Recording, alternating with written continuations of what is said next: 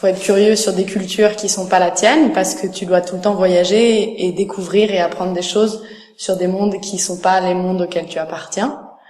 Je pense qu'il faut être très débrouillard, parce que tu dois voyager dans des endroits que tu connais pas, et tu dois approcher et parler avec des gens que tu ne connais pas. Il faut prendre des risques. Il faut être très observateur. Il faut savoir voir dans les situations tout ce qui se passe, remarquer les petits détails. Faut avoir un bon œil, parce que moi je prends des photos quand je pars en reportage, donc il faut toujours savoir aussi voir les situations avec un œil original et nouveau. La chose intéressante du journalisme, c'est que c'est un travail où tu as la chance de pouvoir beaucoup voyager.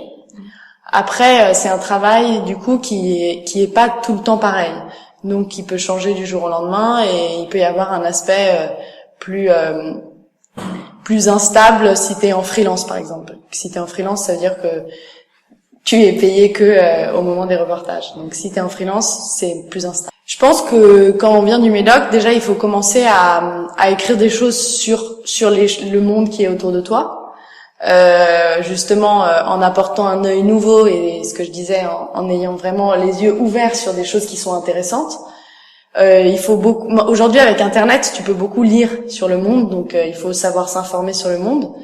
Et après, je pense que venir de la campagne et du Médoc, c'est pas un problème, parce que il y a des journaux dans le Médoc comme Sud-Ouest qui sont les plus lus en France, et il y a beaucoup de presse locale, et il y a un vrai intérêt pour la presse locale.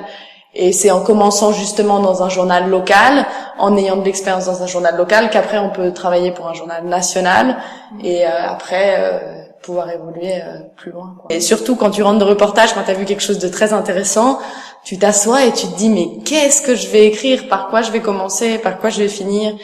Et non, c'est très souvent difficile. Alors je peux te raconter une anecdote intéressante sur le dernier article que j'ai fait, qui est sur la prison d'Abidjan, justement. Et donc l'article, c'est parce qu'il y avait un prisonnier qui avait pris d'otage la prison. En gros, les gardes, ils pouvaient plus rentrer, c'est lui qui faisait la loi.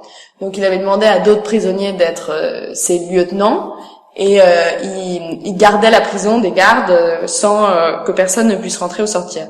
Et j'ai dû aller faire un reportage sur lui, donc j'ai dû l'amadouer pour qu'il accepte que je rentre dans la prison. Et je suis rentrée dans la prison, et je sais pas si t'imagines, j'étais la seule fille blanche dans une prison de 4500 hommes africains, et du coup j'ai eu très très peur au début.